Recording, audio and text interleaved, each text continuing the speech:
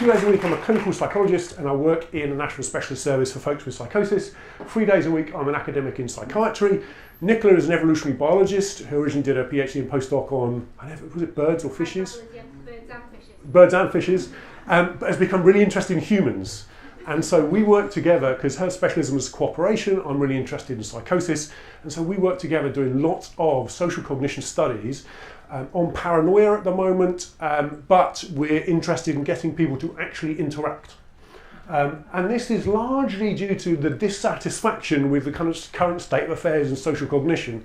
So if you follow a lot of social cognition research, you will notice that it's largely static information processing, it's fixed scenarios or problem-solving tasks, and short instances rather than continuing and evolved interactions, where you know it's not a genuine social situation, right? So most people doing social cognition tasks will be showing pictures of faces or things like this. You never think for a moment that that's a real person there. Or the genuine seeming social interaction is faked. So even where you think you're in a social interaction, typically it's faked and you're playing against an algorithm in both conditions. A big part of why these approaches are popular is because you don't need to worry about coordinating more than one person at a time. Right? You can just run one person at a time with like any other lab study, and it's only social in as much as there's social information there.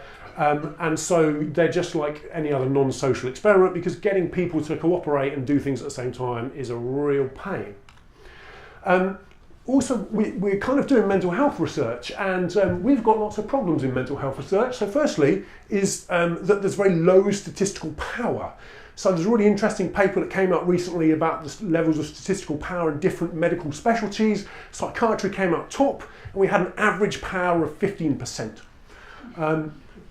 Data and analysis is typically not open, so other people can't see your code or data you've done. Some studies are probably subject to p-hacking. Again, this is no difference from psychology and medicine as a whole. And typically, there's a real kind of people want to put clinical completeness over statistical robustness.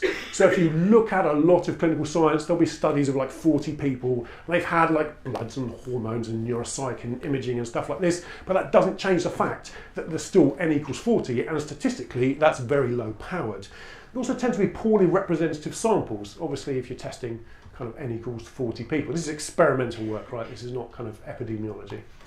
So we study people while they're interacting. All right, so clearly you need more than one person at once. We do open science, robust research. So we frequently use pre-registration, we publish our data, we publish the analysis code, we publish materials, we use large samples, and typically, because we're getting people to do things in a coordinated fashion, you kind of have to run it online. Right? It just means if you want to fulfill all those criteria, it's pretty much an online component of your study is necessary. So I'm just going to talk about different approaches to doing this. Some of these we've used, some of these we've explored, but really just to get you an idea of the kind of strengths and weaknesses of different ways of doing this. So the first one is ex-post matching. So in other words, we test people asynchronously, in other words, one at a time, and then match people with others who have made a response to this decision. So this typically works well with kind of game theory tasks. I'll give you an example in a minute. Game theory tasks are interesting forms of kind of social exchange with a very structured kind of limitations on the task and a very structured aspect of the strategic interaction. They're good because you know there's only a certain limit of tasks or responses you can give, or you can actually limit them yourself. And so all you need to know is that, well, they're going to give like one of, 100 or one of 5 or one of 10 responses. And hence it's quite easy when you have a big enough pool of people to find someone who's made a response to exactly that turn, right? And you also know that no additional information is missing from the context. In other words, the asynchronous decision is functionally identical to the synchronous decision. Right, so people essentially responding to each other's responses, but they're not made at the same time. And in these tasks, it's functionally identical. Let me just give you a quick example. So you may have heard of the ultimatum game. The ultimatum game is where there's a pot of money, and there's 2 people, and someone decides how to split that money. Right, so they could split it 50-50, or they could split it 10-90, but the other person gets a veto on that. So according to classical economics, if someone splits it 99 and 1 to you, you should take the one because you're better off by one than you were before. To the horror of economists, what people do is they go, no, you're being disrespectful, and they'll prefer to receive nothing, and so both people receive nothing, than be dealt with what they can perceive as an unfair offer. Right? So in this task, with ex post matching, participant A proposes, let's say, 50 cents, and then the software selects a response from someone who has responded to a 50-cent offer and communicates it to participant A. Right? So you can see how in this sort of task, you just have, with enough people, everybody's made the response to every particular offer, and you can just match responses. It's been validated as equivalent to synchronous interaction in game theory, so we know there's no kind of distinction in terms of people's behaviour and so on. Requires no inter-participant live coordination, I should say. Right? So people don't have to be online at the same time. Can be done with online survey software, so you can do it with kind of Qualtrics and things like this. It's easy to collect data at scale, it's cheap, it's easily reproducible. In other words, we can distribute the materials, the experimental setup we use quite easily, but it's quite limited in terms of interaction possibilities, right? So if you have an interaction space that's big enough, so there's going to be someone who doesn't respond to any particular response, that's a big problem, and as you'll know, in terms of human behaviour, that can happen quite quickly. Nevertheless, game theory is really fascinating, and the complexity for which people make decisions on quite basic bits of information is kind of really interesting. We spend lots of time measuring, interested in paranoia, so measuring the extent to which people think their opponents' decisions are motivated by things like harmful intent or self-interest, or what changes that, whether they're in-group or out-groups, and so on. You can also use online experiment platforms. So we've heard about Gorilla, other platforms are available. So Cognilab, which has not launched to the public yet, also has a horrible data retention clause, so when you use it, they own your data, by the way. LabVance, Testable, and so on. So they're really sleek. They're beautiful, as you've seen from Gorilla. They're just really friendly. You can do loads of really cool stuff. They handle data really well. They're about mid-place on the cost scale. So, probably for a study with 500 odd people, you're talking about, I don't know, 2 or 3 grand, including participant costs and so on. Easy to use, and they scale with technical competence, right? So if you're a coder, you can get stuck in with a code and so on. One of the difficulties is currently inter-participant coordination is either non-existent or basic. I think only LabVance allows you to do this, but it doesn't do things like queuing. So if you've ever played an online game, one of the things you'll know is really important is if you want to play with someone at the same time, you've got to both be on at the same time. With online games, what you normally do is you press go and it goes matching a participant, and then it looks for another participant, syncs you together and launches. I think it's LabVance to allow you to do this, but they don't do that. So what it means is you can only use that in a lab where both people press the button at the same time. And if you're doing online studies for social interaction, that's pretty important, right? And it turns out that some of the basic stuff that game software does is really essential for these sort of experiments, and a lot of these platforms don't.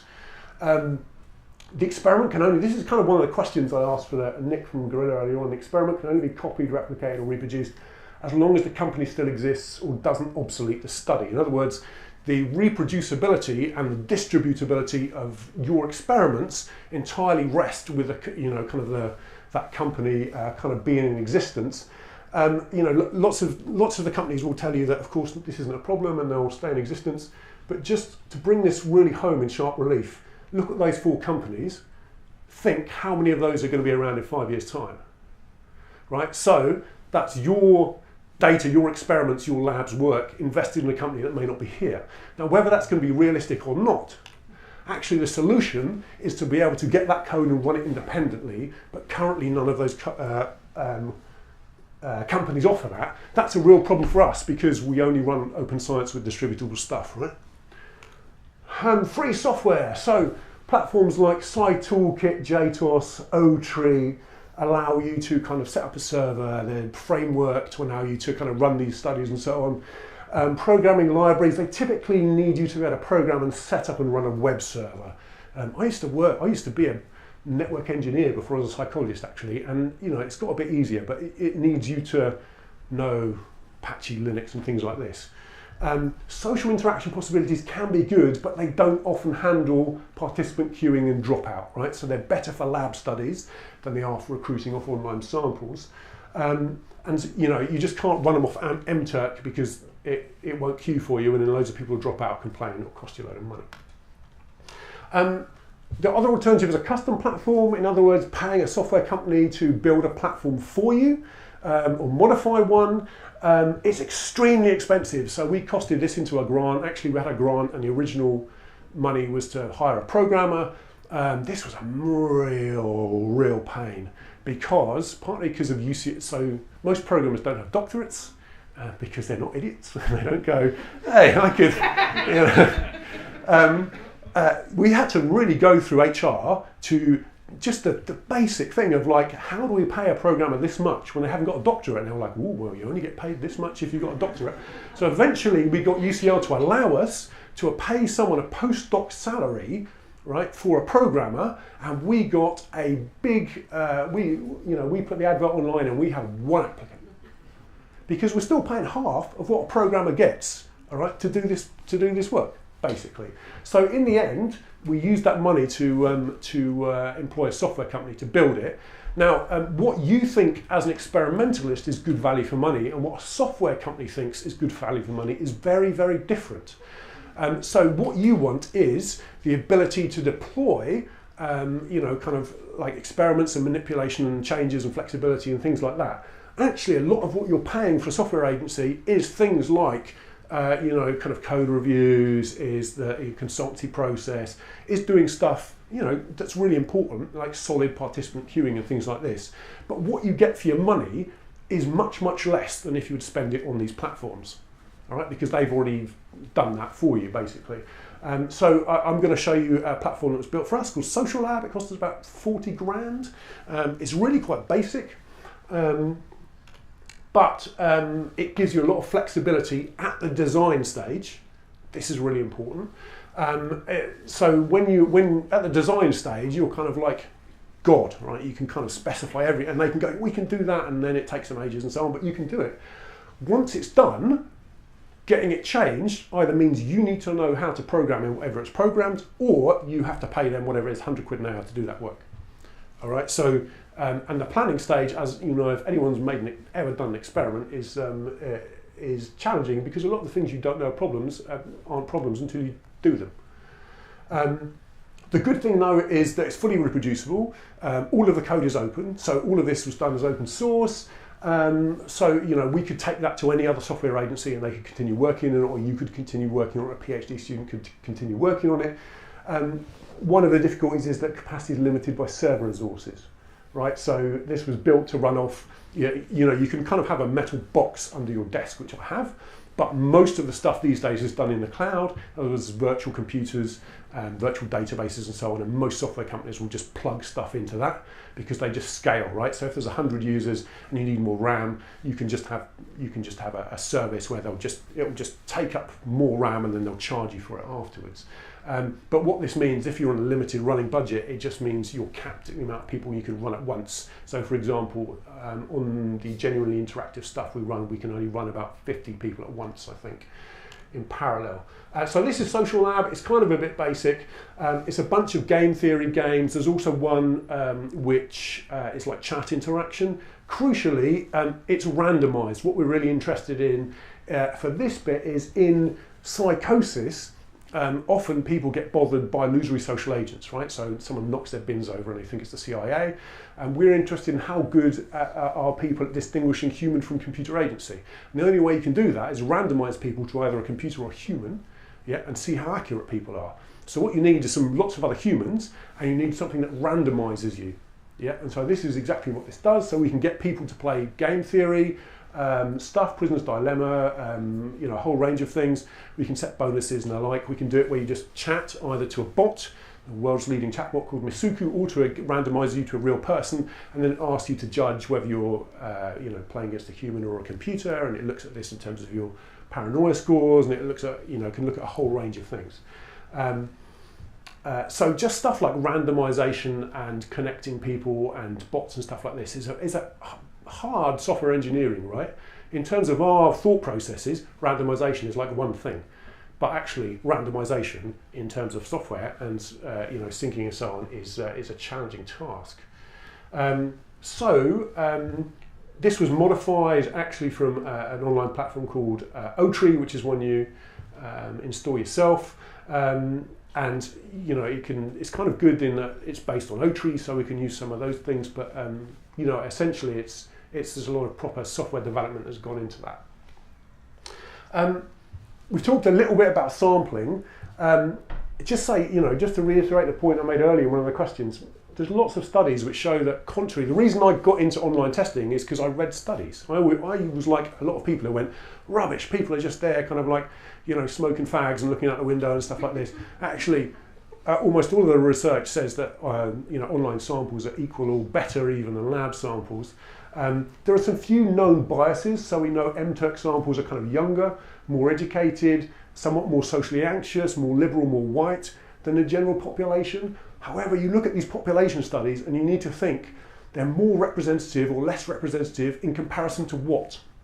So it turns out that online studies from MTurk, for example, are more representative than undergraduate psychology students, but they're also more representative than if you went round, this is the States, right, went round knocking on doors for members of the public in college towns. And in fact, the only thing that seems to be more representative of the general population than online panel studies are formally sampled epidemiological studies. So for us, they're really helpful, right? In other words, they're not like formally sampled, purely representative studies, but they're considerably better than most kind of lab studies, even if you went out into the public and knocked on doors. We've shown this ourselves. So this is a lot of our studies I've done with Nicola have been on paranoia. So this was a study done in 2005. So this was a non-clinical population tested online. I think there were about 8,000 people. This is what the distribution of kind of paranoia looks like. This was a study, this was part of the British Psychiatric Morbidity Survey, which is a formally sampled epidemiological study that aims to be completely representative of the British population, looking at paranoia, and this is the distribution we get from MTurk. All right, so I mean, you know, also Nicola, coming from a corporation game theory background, is very good at doing all of these kind of attention checks and things like this. I think you asked people kind of, one of the things that Nicola really taught me is, you get people to do the questionnaires and then you call them back like a week later to get them to do the task, right? Because then they don't connect the two things. There's no reason to you know, answer in a specific way on the questionnaires because it's not connected to any sort of screening, and you know, you can bring them back for a whole bunch of different tasks. We asked, was it age and gender on a bunch of occasions? I think we always do that, and then we have done things like ethnicity and right. Done perceived subjective socioeconomic status. Right. As well. And when we test people over time, the correlation between age, when we ask them at time 1 and time 2, is like 0.98. Oh, they're very consistent. Yeah. So, you know, for the folks who, and you will get this, folks who say, oh, people could be typing in anything. Yeah, they could be, but on the whole they don't, which is kind of the thing I've really learned. One of our big issues is publication issues. So remember, we're kind of trying to submit to mental health and psychiatry journals. They're just massively biased against online studies. It's really frustrating. So we submit to clinical journals and they reject our pre-registered open data, open science, you know, kind of studies with like n equals 2,000. And then you open the pages of the following issue and they've got n equals 30, you know, kind of 20 variable sort of studies. I think this is partly due to the bias of clinical work, where clinicians tend to be biased towards clinical completeness. All right, you should do a thorough assessment of each person rather than statistical reliability and robustness. But me and Nicola have kind of got to the stage where we actually think not being desk rejected is a kind of success. So this was study conflict and cooperation and paranoia, large-scale behavioural experiment. Was this for n equals 2,000? Yeah, just over. Pre-registered, open data, all the materials online, all the analysis and things like this. This was a typical desk reject we got. You might consider a general psychology journal, that's an insult in mental health research, by the way. You might consider a general psychology journal not sufficiently connected with psychotic disorders for us, and we also worry on online surveys without reliability and validity checks. Not an online survey, it's an experimental study. We do validity checks, and we do reliability checks, but you know, this is kind of typical for us. So we know that when we do one of these studies, basically we just kind of plug away at journals until someone makes a mistake and accidentally sends it out. So at least I was talking to Jenny earlier on, she said not a problem at all in the field she works in. But at least in clinical domain, it's a real problem actually. So just to be aware of the different kind of biases and things like this in your field. So future online experimental platforms slowly adding interaction, has to be said. However, the business model currently prohibits reproducibility, all right, because their business model runs on them having a platform for which they own the code. I don't think this is necessary. I think it's perfectly capable to do something where you can take the JavaScript stuff somewhere else and they can be the service which is hosted and organized. However, that's currently the case. Game development platforms, really interesting to hear Alex's talk earlier on about Unity. Actually, I've been looking at kind of other software stuff. There's loads of online development platforms for game developers, right? Indie game developers, which do interaction and things like this. There's currently no answer to the convenience, cost, technical ability required trade-off, right? So you have to choose at the moment. Open science is the future. Online studies are part of it, but clinical journals are currently really cynical in the face of the evidence. Thank you very much.